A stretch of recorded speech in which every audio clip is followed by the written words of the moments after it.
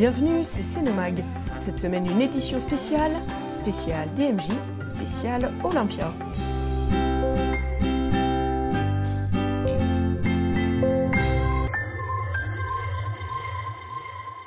Bonjour et bienvenue. Cette semaine, Cénomag est à Paris. Derrière moi, la salle mythique de l'Olympia, où les élèves de la classe de CM2 de l'école de la Jonchère seront en concert demain pour l'association L'Orchestre à l'école. Allez, je vous emmène. Super grand.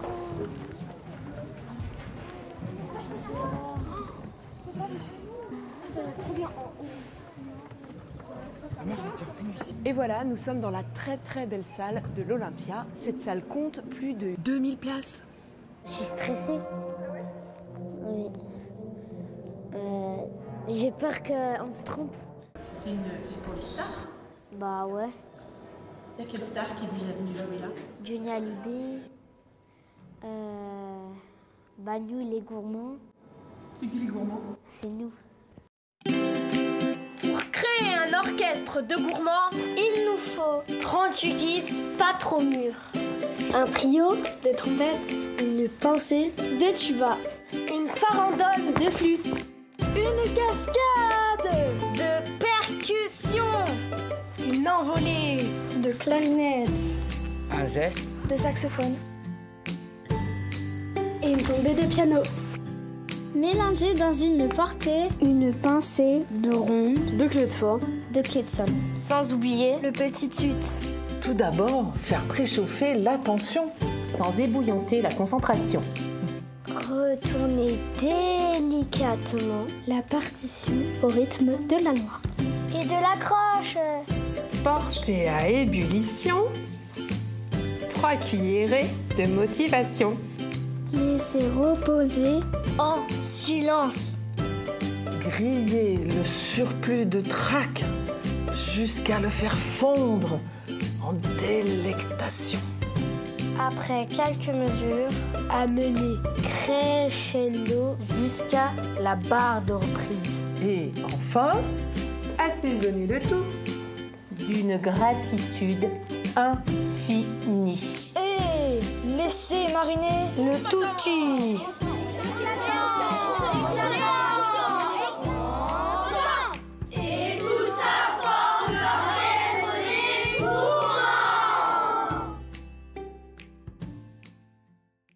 On a été sélectionné par l'association Orchestre à l'école qui fête ses 10 ans d'existence. En 10 ans, c'est une association qui a monté 1200 orchestres dans toute la France. Et du coup, sur les 36 demandes qui avaient été faites, 6 orchestres ont été retenus, dont celui de l'école de la Jonchère à Annecy-Sénaux. Ça fait bizarre parce que y a des personnes qui jouent mieux que nous et ils y vont pas. On a eu de la chance qu'on a été choisis. C'est que de la chance à ton avis? Et du talent. Qu'est-ce que ça t'apporte la musique? Du bonheur. On peut s'exprimer. Ça dépend les morceaux. Il y a des morceaux tristes, il y a des morceaux joyeux, il y a des morceaux fabuleux. La musique, ça m'apporte de l'énergie. Peut-être plus tard, ça pourrait être mon métier. Ça m'apporte du bonheur parce que quand je joue, je suis contente. Alors quand on lance un appel à candidature comme ça, chaque orchestre à école peut déposer un dossier. Et de notre côté, ce qu'on regarde, c'est l'implication des équipes. Parce que participer à un projet comme l'Olympia, c'est pas simplement faire répéter des enfants une musique, il y a aussi tout un état d'esprit. Il faut que les enfants prennent la mesure de l'enjeu de la soirée, du lieu où ils vont se produire. Et donc on sait qu'à la Jonchère, on a une équipe qui est à fond, qui a un projet pédagogique et pas simplement avec l'orchestre à l'école, mais un projet musical depuis leur entrée dans l'école jusqu'à leur sortie. Le DMJ existe depuis de nombreuses années, un dispositif riche de compétences transversales. Alors effectivement, ça c'est une des philosophies du dispositif musical à la Jonchère, c'est que dans le temps scolaire, quand les élèves font de la musique, ce n'est pas uniquement un loisir pour se faire plaisir, c'est évidemment une activité de loisir, mais qui est riche de compétences, et notamment de ce qu'on appelle les compétences transversales, savoir l'écoute, la mémorisation, le repère dans le temps et dans l'espace, la communication, le plaisir de prendre part également à une aventure collective, pour valoriser effectivement les valeurs collectives au détriment parfois des valeurs individuelles qui parfois sont exacerbées dans la société comme la nôtre aujourd'hui. Et qu'en plus, c'est un quartier où il mérite aussi, c'est-à-dire que tout le mal qu'ils se donnent, ça nous fait plaisir en plus pour ces enfants-là de les faire venir sur Paris. Oui, on va tout faire pour bien jouer.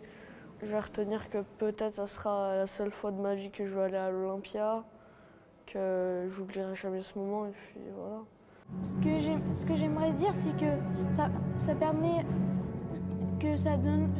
J'espère qu'il y en aura d'autres écoles qui font de la musique et qui pourront un jour venir à l'Olympia pour représenter leur école. Et que peut-être travailler avec des artistes ou faire plein d'autres choses. Parce que c'est chouette. Certains parents sont venus spécialement à Paris pour l'occasion. Ce soir, c'est les 10 ans de l'orchestre à l'école et on est venu voir nos enfants jouer avec leur classe. C'est émouvant et de la fierté, forcément.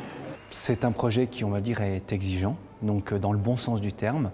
Donc effectivement, ça demande aux élèves et aux équipes pédagogiques de mobiliser toutes leurs ressources pour arriver à atteindre un objectif qui, de prime abord, ne serait pas forcément un objectif que tout le monde penserait atteignable, on va dire.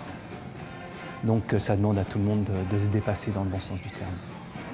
Ils ont fait un beau travail, donc voilà, c'est la récompense ce soir, leur récompense. Et c'est vrai que c'est très motivant parce que la musique, comme on le sait tous, rassemble, met en joie et ce qui est formidable, là j'assiste aux répétitions, c'est vrai qu'on ait 1 an d'études en musique ou 3 ans, où en tout cas les choses sont possibles. C'est ce qu'on va tous découvrir ce soir. Les 2 classes de CM2 de l'école de la Jonchère ont interprété jeudi 3 mai à l'Olympia l'ouverture d'une œuvre d'Étienne Perruchon, la formidable aventure des orchestres à l'école, créée spécialement pour l'occasion.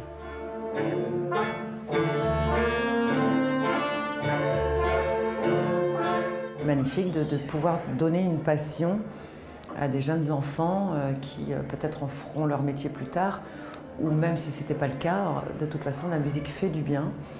Ça peut être aussi un hobby, ça peut être une passion simplement personnelle.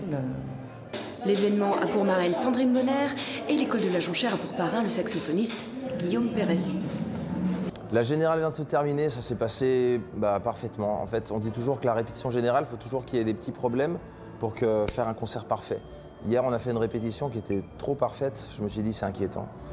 Et en tout cas, non, je suis hyper content parce que on travaille sur des boucles, j'enregistre et je lance des rythmes et les élèves jouent avec. La première répétition, c'était pas évident pour eux, c'était une découverte, un mode de jeu nouveau.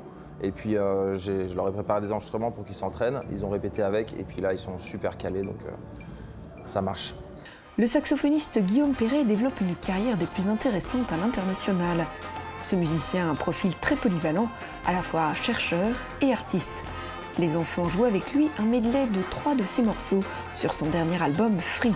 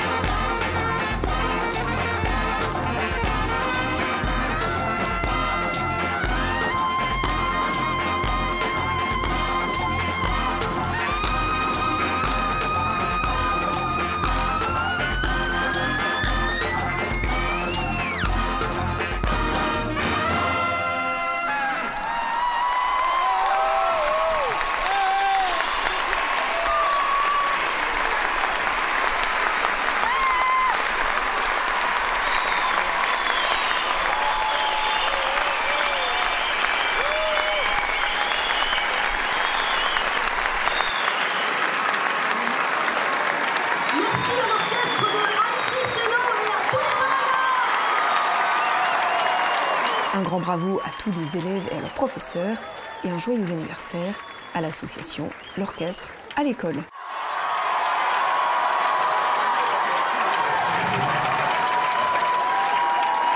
Eh bien, après c'est sur la scène de l'Olympia, c'est un peu dur, c'est 2000 personnes, mais quand même on a réussi, on l'a fait.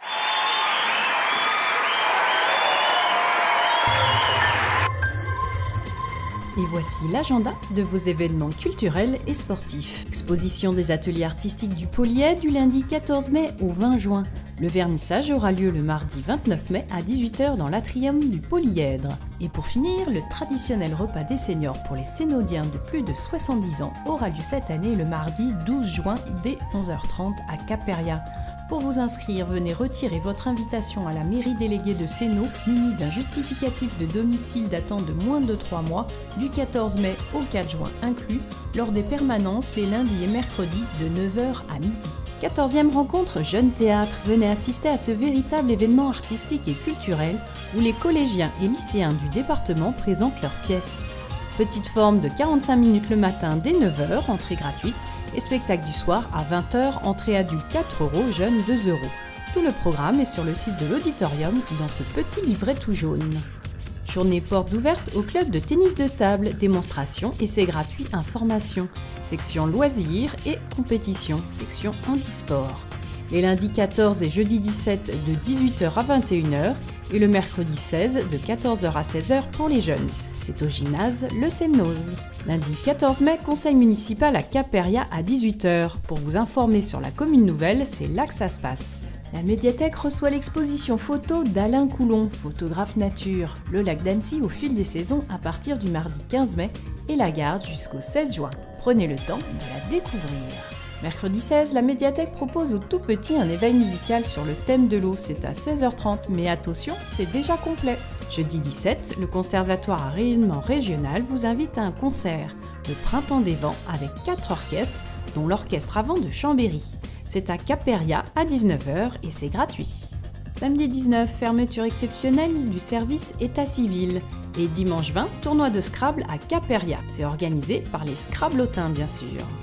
On va se quitter sur des félicitations à l'équipe féminine U13 de l'ESS Foot qui a défendu les couleurs de Sénaux, du club et du département samedi 5 mai à l'occasion de la finale régionale de la Coupe U13 à Andrézieux. Bravo les filles! Et un grand bravo aux minimes de Sénaux Roller Hockey qui ont joué 5 matchs et remporté 5 victoires à Grenoble le week-end dernier. Direction les demi-finales du championnat de France à Montchavin les 26 et 27 mai prochains. Sans oublier les Poussins qui ont remporté 2 victoires à domicile. Ils sont maintenant à la première place du classement régional. Bravo les sportifs! Votre magazine est déjà terminé, mais pour recevoir notre prochain mag, cliquez sur s'abonner sur notre page YouTube. À la semaine prochaine!